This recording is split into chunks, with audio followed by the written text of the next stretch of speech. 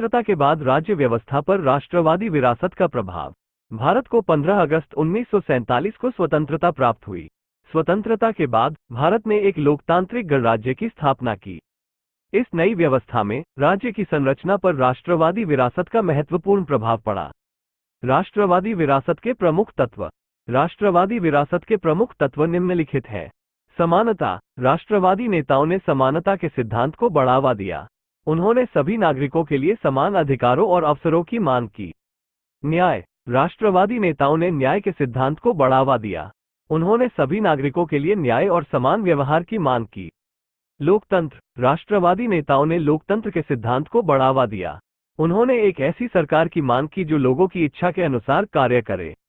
राष्ट्रवादी विरासत का प्रभाव।